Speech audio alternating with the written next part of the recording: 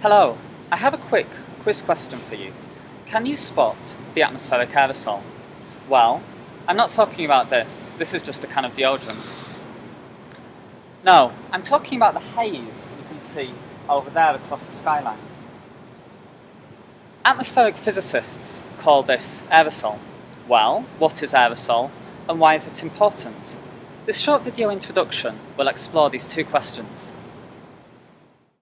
Aerosols are small particles or droplets of solution suspended in the atmosphere. They're often called particulate matter. There are many different types of aerosol in the atmosphere, coming from many different sources. So let's have a quick look at what some of those major sources are around the world. This map shows aerosol optical depth, a measure of the total amount of aerosol in the atmosphere. It's been averaged across several years.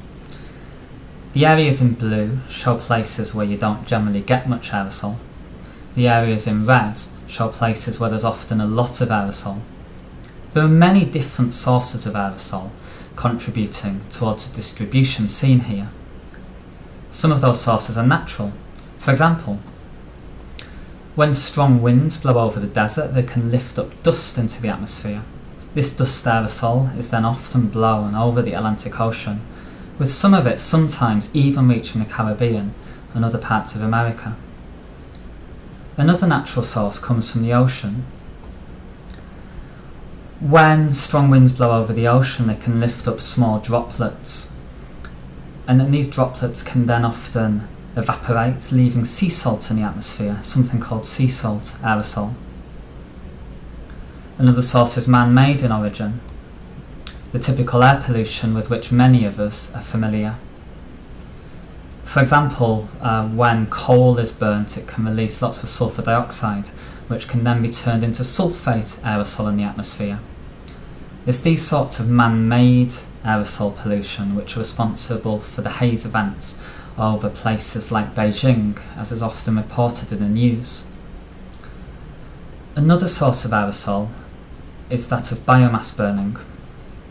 When forests are burnt, or when peatland is burnt, it can release a lot of smoke, a lot of soot into the atmosphere. It's actually this biomass burning which is responsible for most haze events over Southeast Asia, for example the one I showed in the video at the beginning. Why is it important that we understand about aerosol? Well, let's have a look at a few of the effects of aerosol. When there's a lot of air pollution, like in the image shown here, we can breathe lots of small particulates in, which can be very bad for human health. Aerosol can also have an important impact on the climate. In this schematic on the left, there isn't any aerosol. The sunlight is free to reach the Earth's surface, warming the surface. However, on the right, there's an aerosol layer. This reflects a lot of the incoming sunlight. Therefore, less sunlight reaches the surface, and this leads to a net cooling compared to the situation where there's no aerosol. This cooling of the surface can sometimes be referred to as global dimming and can have a very large impact, particularly on regional climate. Aerosols also play a very important role in the formation of clouds. They act as a tiny nuclei on which water vapour condenses to form cloud droplets. Clouds play a very important role in the climate system because they reflect a lot of the incoming sunlight.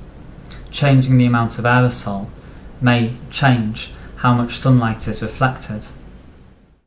They may also affect precipitation, which has implications both for flooding and also drought.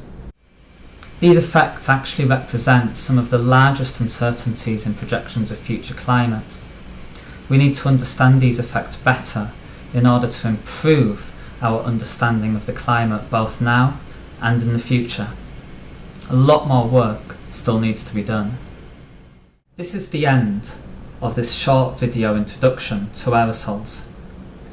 There's a lot more information online, but if you have any questions, please don't hesitate to get in touch.